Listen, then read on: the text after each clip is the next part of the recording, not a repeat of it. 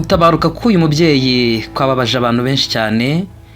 Nyirabahizi Florence wavutse muri 1983 asinziriye ku itariki 18 z'ukwezi kwa gatandatu 2025.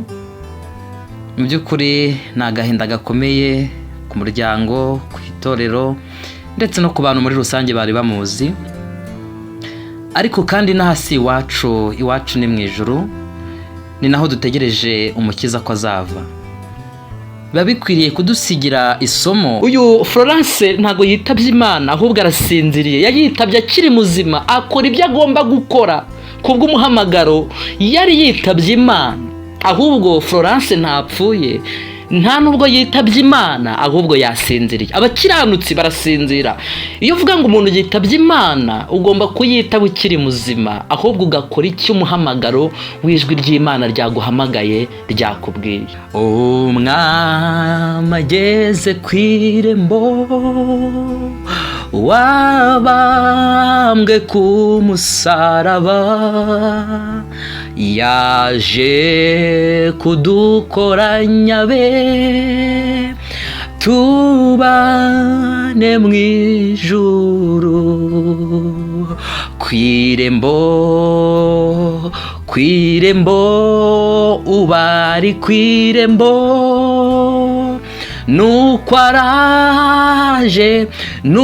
araje kandi ageze kwirembo. Benedata, uyu mwuka duhumeka, mbibutse ko nta kiguzi umuntu ashobora kubona yatanga kuri uyu mwuka. Haleluya. Uyu mwuka duhumeka, iyo Imana ibishatse irawisubiza. Haleluya. Iyo Imana ibishatse uyu mwuka usubira kwa nyirawo. Dukwiriye guhora twisuzuma, ukamenya impamvu ukiriho, nkamenya impamvu nkiriho. Wagiye yagiye, ariko nge nawe twisuzume. Ariko uyu mubiri ubora numara kwambikwa kutabora, n'uyu upfa ukambikwa kudapfa, nibwo hazasohora rya jambo ryanditswe ngo urupfu rumizwe no kunesha. Warupfuwe, kunesha kwawe kurihe? Warupfuwe, urubori rwawe rurihe? Humura witinya, n'ahatari inzira ni mu kwayo. Evangeliste Daniel TV 7. Ariko njye ubwanjye nzi yuko umucunguzi wanjye ariho, kandi ko amaherezo azahagarara mu isi. Kandi uruhu rwanjye nirumara kubora, nzareba Imana afite umubiri. Nzayireba ubwanjye, amaso yanjye azayitegereza saa yundi, nuko umutima wanjye umarwa n'urukumbuzi. Shuti Benedata mudukunda ndetse mugakurikirana ibiganiro byacu, iyi ni inkuru y'akababaro ndetse n'urupfu rwashenguye imitima ya benshi. Ariko kandi nanone niko mu isi bimeze. Inahasi iwacu duhari turi nk'abashyitsi, ariko kandi niko biri, turi abashyitsi ndetse n'abimukira. Aha twahanyuze kugira ngo tuhategurirwe, ariko kandi hari ahandi tuzaba. Aho tuzaba rero hategurwa ryari? Hategurwa tukiriho, tukiri bazima. Hari imvugo abantu bajya bakunda gukoresha bakavuga bati umuntu yitabye Imana. Kwitaba Imana ni kimwe, ariko se kuyitaba umuntu ayitaba yapfuye cyangwa umuntu ayitaba akiri muzima? Burya iyo umuntu apfuye, imigambi n'ibitekerezo biba birangiye. Umukiranutsi arasinzira. Ariko imvugo dukunda gukoresha tukavuga ngo umuntu yitabye Imana, haba kubizeye Kristo n'abataramwizeye, dukunda gukoresha imvugo ivuga ngo yitabye Imana. Ese koko bose bitaba Imana? Ariko mu kuri kuzuye nuko kwitaba Imana byuzuye nuko yitaba ukiri muzima, ukumva ijwi riguhamagara, hanyuma ukaza ukumva icyo ikubwira, wamara kucyumva ukagishyira mu bikorwa. Kuko uwapfuye iyo bavuze ngo yitabye Imana ntago aba agiye gukora icyo yakagombye gukora, kuko imigambi n'ibitekerezo biba byarangiye. Nushaka kwitaba Imana uzayitaba ukiri muzima, hanyuma ushyire muri gahunda, ushyire mu bikorwa iby'umuhamagaro Imana iguhamagaye. Bibiliya iravuga ngo mu kanya gato ndetse mu kanya nk'ako guhumbya, ubwo impanda y'imperuka izavuga, impanda izavuga koko, abapfuye bazurwe, ubutazongera kubora natwe duhindurwe. Kuko uyu mubiri ubora ukwiriye kuzambikwa kutabora, kandi uyu mubiri upfa ukwiriye kuzambikwa kudapfa. Ariko uyu mubiri ubora numara kwambikwa kutabora, n'uyu upfa ukambikwa kudapfa, nibwo hazasohora rya jambo ryanditswe ngo urupfu rumizwe no kunesha. Warupfuwe, kunesha kwawe kurihe? Warupfuwe, urubori rwawe rurihe? Urupfu rwa Nyirabahizi Florence wavutse muri 1983, akaba yaritabye Imana tariki 18 z'ukwezi kwa gatandatu uyu mwaka wa 2025. Urupfu rwe rwababaje abantu benshi cyane batandukanye, ariko kandi mu isi nyine ntabwo ari iwacu. Agiye mu by'ukuri akiri mutoya, mu bigaragara yari akiri muto, ariko we aragiye. Igisigaye nitwe tukiriho, nitwe tukiri bazima. Ese wowe ukiri muzima ufite ngamba ki?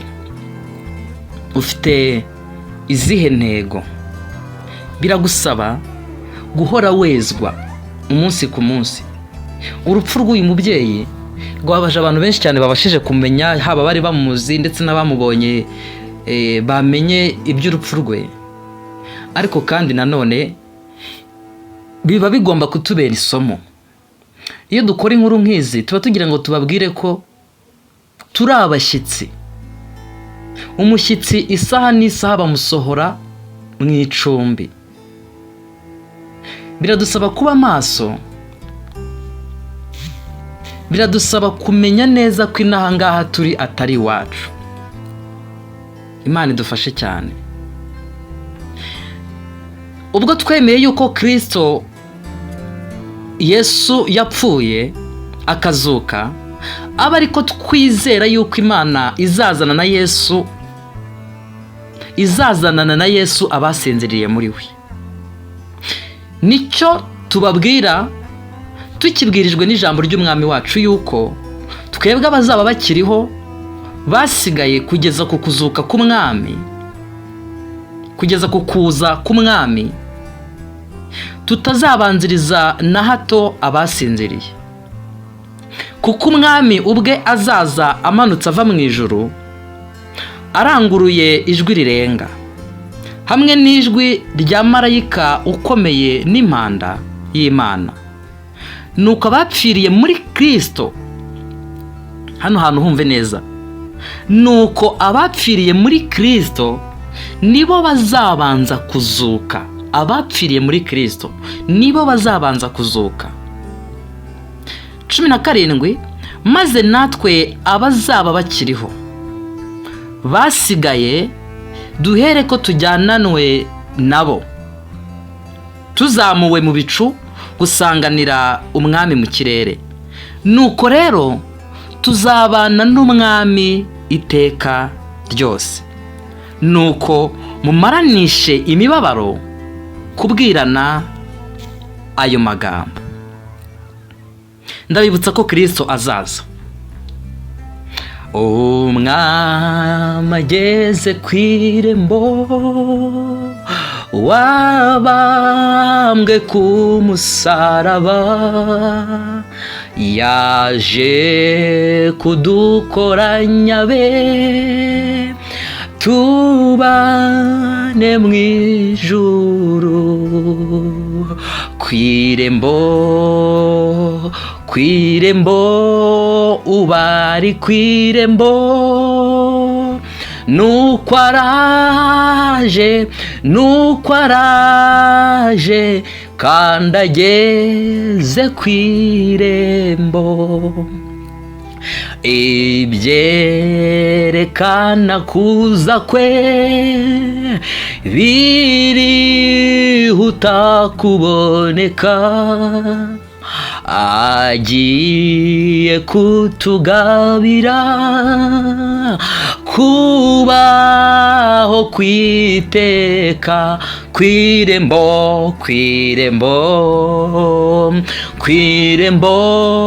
ubari kw'irembo, nuko araje, Yesu araje kandi ageze ku irembo. Yesu ageze ku irembo, ntihazabura intambara, ntabwo amahoro azahora, keretse Yesu atsembyeho urupfu n'ibyaha kw'irembo,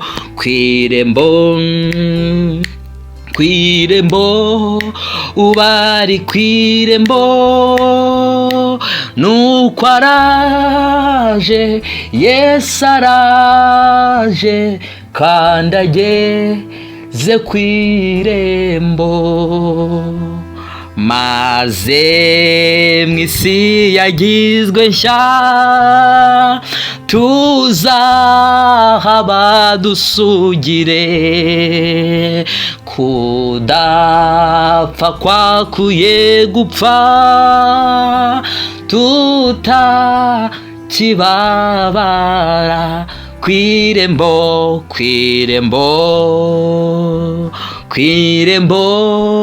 ubari kw'irembo, nuko araje, Yesu araje kandi ageze ku irembo,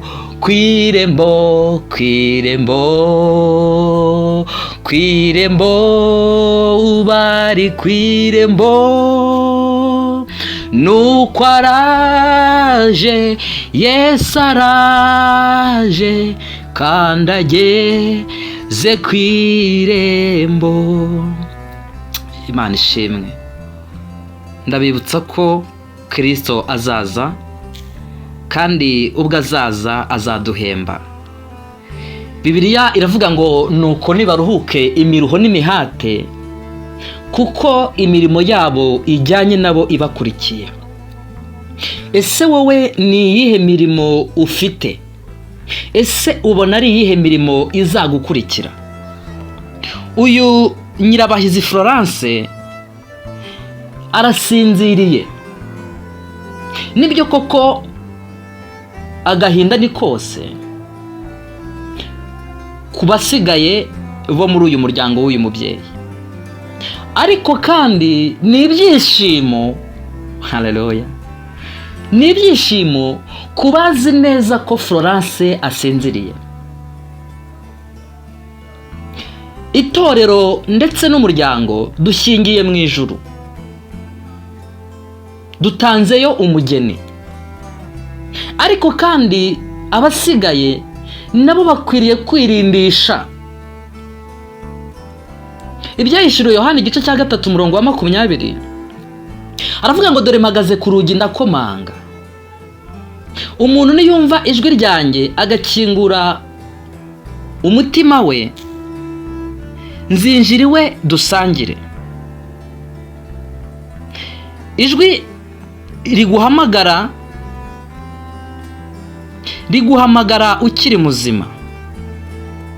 Iyo abantu bavuga ngo umuntu yitabye Imana bashatse kuvuga ko yapfuye, ntabwo umuntu yitaba Imana yapfuye. Ukwiriye kwitaba Imana ukiri muzima.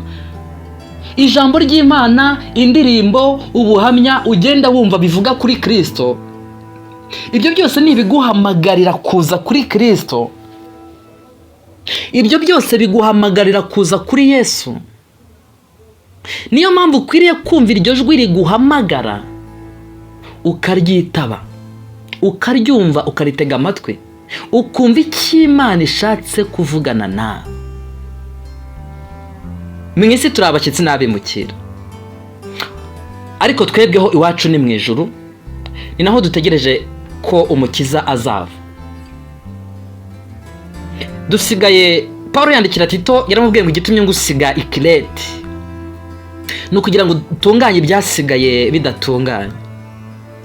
Nyamara ukwiriye kwisuzuma, ntuheranwe n'agahinda ko wagiye, ahubwo urebe impamvu nge nawe tugihumeka. Benedata, uyu mwuka duhumeka, mbibutse ko nta kiguzi umuntu ashobora kubona yatanga kuri uyu mwuka. Haleluya. Uyu mwuka duhumeka, iyo Imana ibishatse irawisubiza. Haleluya. Iyo Imana ibishatse uyu mwuka usubira kwa nyirawo. Dukwiriye guhora twisuzuma, ukamenya impamvu ukiriho, nkamenya impamvu nkiriho. Wagiye yagiye, ariko nge nawe twisuzume.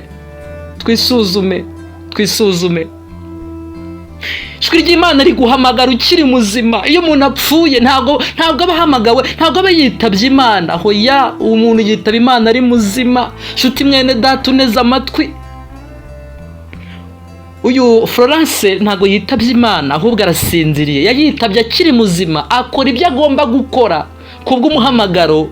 Yari yitabye Imana, ahubwo Florence ntapfuye, nta nubwo yitabye Imana, ahubwo yasinziriye. Abakiranutsi barasinzira. Iyo uvuga ngo umuntu yitabye Imana, ugomba kuyitaba ukiri muzima, ahubwo ugakora icyo umuhamagaro w'ijwi ry'Imana ryaguhamagaye ryakubwiye. Umuririmbyi yavuze ngo mu isi ntihazabura intambara, ngo keretse Yesu atsembyeho urupfu n'ibyago. Urupfu Yesu akarutsemba, agatsemba n'ibyago. Ariko kandi mbibutse ko Yesu urupfu yararufashe arugira irembo. Umuririmbyi yavuze ngo iki? Yaravuze ngo ningera ku nkombe ya rwa ruzi, uzampe gutinyuka amazi maremare. Haleluya. Nzayambuke ngere mu ijuru.